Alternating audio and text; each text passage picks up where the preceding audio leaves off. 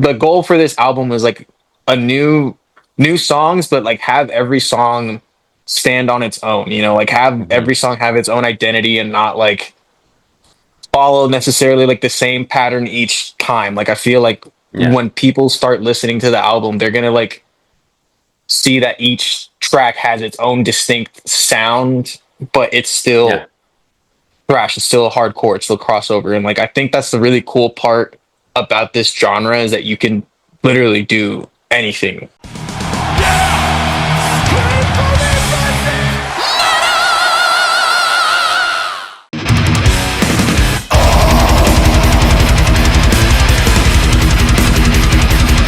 Charlie of Doomsday, it is good to talk to you. I mean, it's always a fantastic time when a band's first full-length album comes out, because you're only going to release that once in your career. You've obviously released singles and EPs before, but what's Mhm. your feeling right now as this full-length album is coming very close? It feels really unreal. Like, you know, when we first started this band, there was like really no expectations as to like, you know, where we're gonna take it. You know, we just wanted to write music. We just wanted to be a band like Iron Age, you know, like our favorite band. And, you Yeah, know, yeah. to get to this point where like, you know, enough people care that, you know, we, you know, to want more music, to want like a full length, you know, like I'm super grateful. Yeah. No, for sure. The I mean, you guys are a crossover band. I'm gonna call you guys a thrash band for this conversation. I mean, although I grew up with hardcore and I love hardcore, but I Yep. think that the thrash elements in this album maybe take a little bit more to spotlight. But Yeah. the last, I'm gonna say like the last 5 to 6 years were a bit of a tough time for thrash. Like it wasn't like the glory days by any means. There were good albums, don't get me 100%. wrong, right? And but then all of a sudden we have this year, and we've got your album. We'll come to that in just a second. But Destruction just released a cool new album. Warbringer Hmm. just released a cool new album. Hazard here in Canada released a cool new album. Feels like thrash is back in 2025. Do you feel that as well?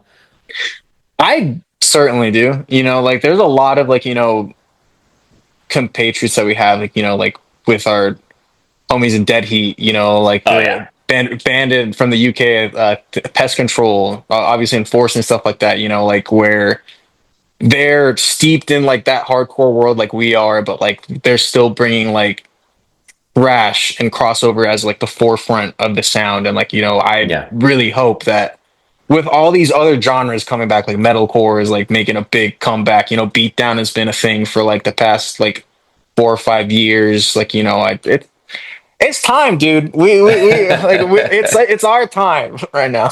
It is your time. It is your time. Now, hey, now you mentioned Dead Heat. They were here opening up for Exodus not too long ago, Hmm. and they've been doing really well. Oh yeah. Their show was well received. Fun guys as well to talk to. Hmm. They're a little bit of one of the exceptions to like there's a ton of cool bands popping up in the broader California scene, like, in the Yeah. thrash scene specifically. And I mean, I'm lucky because I get to interview bands and I get a ton of like whenever new albums come out, I get fed them. But this is my take that a lot of California thrash bands have kind of struggled getting outside of California. Hmm. And you guys are, that Heat did a good job of getting out there more. What's the plan for you guys to get out there? Because I want to see you not only here in Toronto, but I want you to Oh see, all over the States. I want you to play all over yeah. the world. Is there a plan in place? You kind of hit like our like the biggest concern of this band is like playing outside of California even more. Like we've played like the Hmm. odd show in like Texas, like Salt Lake City, like Idaho and stuff like that, but those are like few and far between. And I think a big part of it is that at least like the way I see it, like we're so entrenched in like the California hardcore scene. It's such a big state, you know. For the Yeah. longest time, it kind of felt like, what's we're playing enough shows anyways. Like, what's the point? Like, Right, why right, do we right. need to leave? But like, I with this new album coming out, like, you know, like I want to bring it to like as many people as possible, and like I'm hoping that with the I'm hoping like if we get like a really good reception with the album, we start building a little bit more connections like Hmm. with other bands and like other people, other like bookers and like other scenes to like like foster this relationship so we can come out there, melt some faces. It's funny enough, like we're playing like with High Command like next month for like a part of like a run that we're doing with our friends in Iron Front. So like, I want to like see like have that as like a moment to be like, yo, what's good, guys? Yeah, Like, yeah, yeah. how's Massachusetts this time of year? Exactly, exactly. I mean, High Command also like, oh, you know, Insane, man. one of the bands that are doing such a fantastic, Oh yeah, fantastic job. So I'm gonna polish your ego here for a little bit, yeah. because with all those cool releases that I said earlier, like the Warbringer album came out a few days ago as we were talking. Destruction came out 2 weeks before that. A lot of cool thrash albums have been released, and without any bullshit, your album for me is by far the best thrash album I've heard all year, and Oh for me, shit, it has thanks. set the bar to like for album to beat for best thrash album of the year. Like this album Oh shit. is so good, and I've shared it with my friends already. And people that watch this channel know that I rarely say stuff like that in interviews. I don't say that to everybody interview. This is a really really cool album, and what I thought was interesting is I said before you guys have released a bunch of EPs and singles already. Yeah.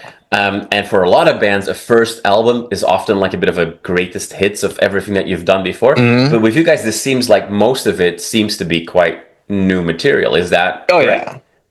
Oh yeah, 100%. Like we already did the greatest hits with Depictions of Chaos. Like Yeah. that was like more of like a compilation album with like a couple new tracks here and there. Yeah. And a big goal of ours, like with this album, was just let's all absolutely new material. Like let's not, let's cut the fluff. Like let's like bring something new, like to every single track.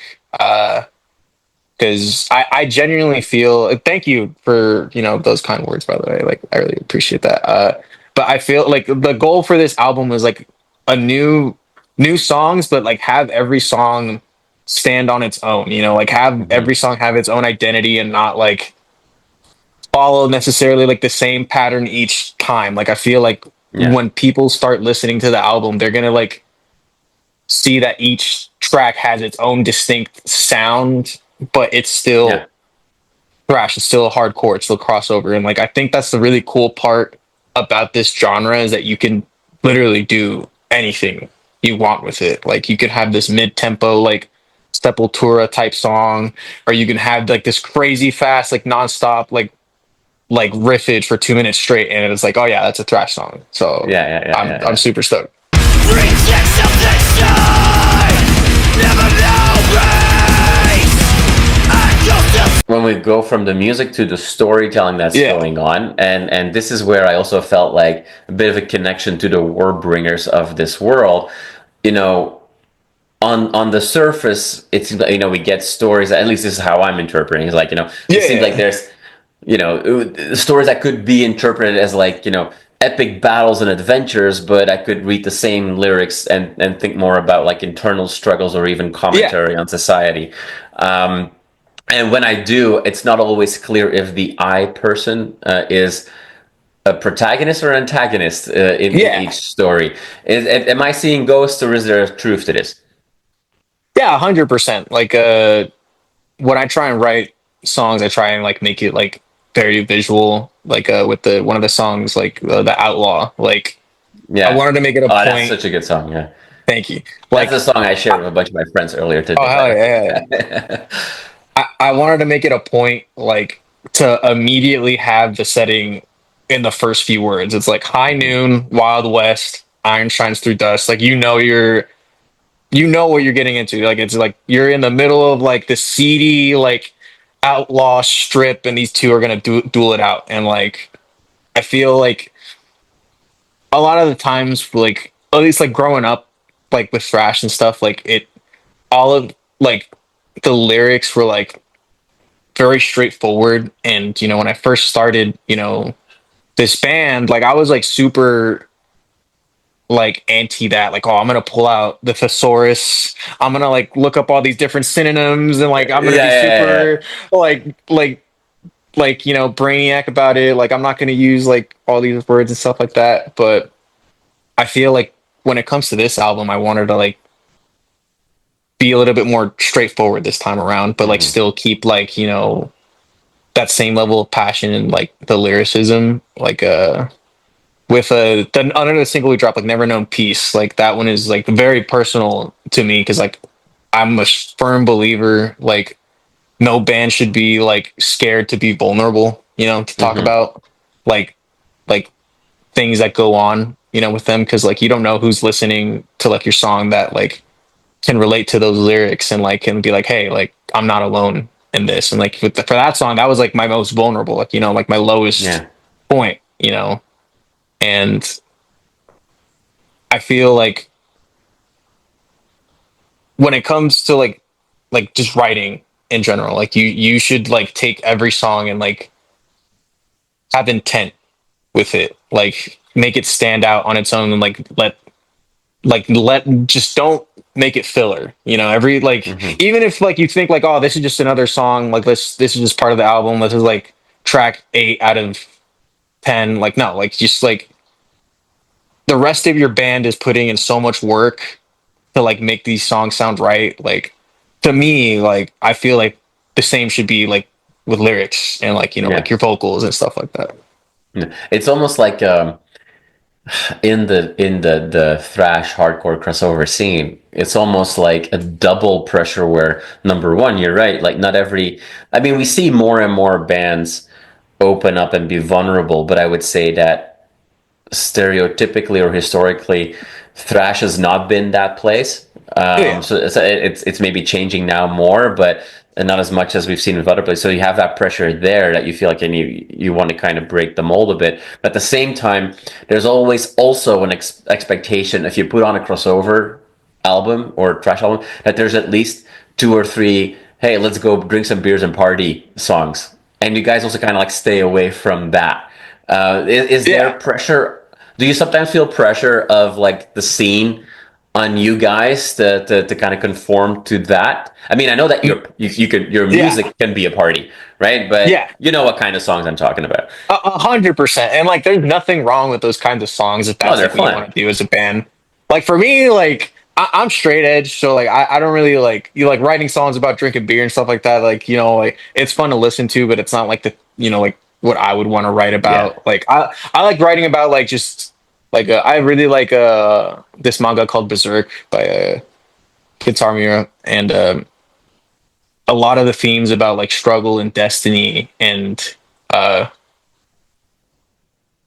going like knowing that you have fate out against you, but the only thing that you can do is struggle and move on forward. Those are like a lot of themes that I like writing about, because like that's super interesting to me. Like we released a track off of this compilation, this RBS comp, which is a compilation like thrown by a lot of the big Bay Area hardcore bands to like open up a all ages venue in San Jose. And that was just like, but I'm just gonna write about that. I'm just gonna write about Berserk, and or write about like my favorite video games, Dark Souls, and like my campaign in that game, or just like another song like Inherit the Flesh, which was off of like the self-titled EP, which is about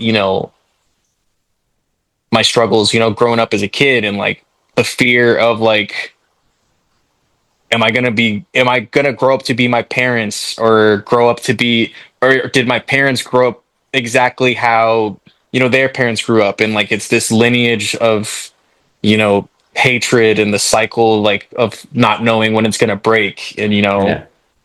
yeah, like so it's just when it comes to topics, it's like all over the place, but it's because like I don't believe there should be rules with like writing lyrics. You just write what you want to write about. If you want to write about partying, like 8 out of your 9 tracks, go for it. Like, but just make sure it sounds fucking good. Misery left in the way.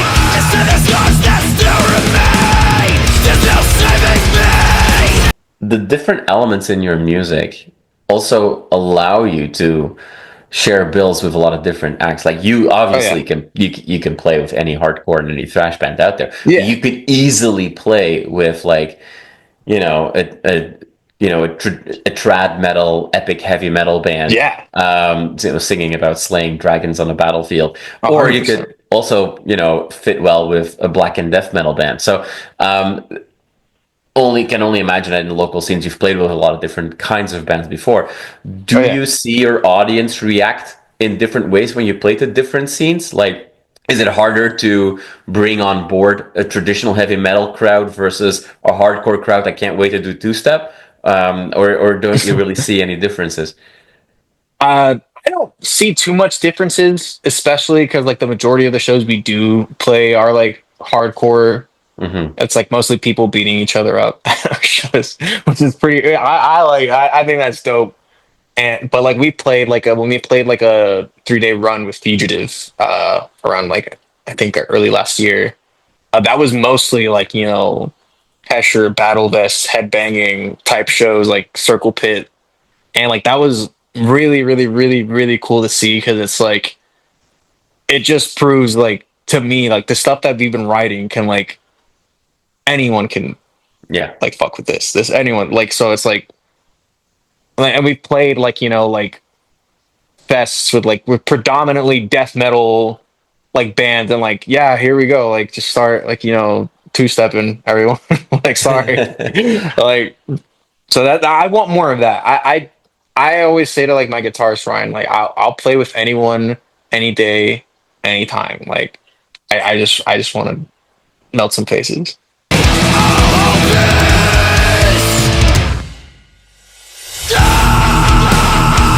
So to wrap this up, like I know that Yeah, you said that the band is wants to work on more shows outside of state and what have you. yeah. But what can be shared right now? Like the year is still young. Like you have still the majority of this year to promote this album. Hmm. So what can we keep our fingers crossed for? And if we do get to see you play, can we keep our fingers crossed that you'll play Holy Justice? Because I mean, we should just rename that song to Holy Yeah. Fuck Justice because I think that's probably my favorite song on the album so far. But Yeah. I have to listen to it a few more times. What can you share? What's possible? Yeah. Anyone outside of California in April, sorry. We have 4 shows to promote the album in California, starting in Oxnard, going into Fresno, Sacramento, and then ending on a record release show in San Francisco. That's gonna start on April 10th up to April 13th. Right now, we're still working on some more shows.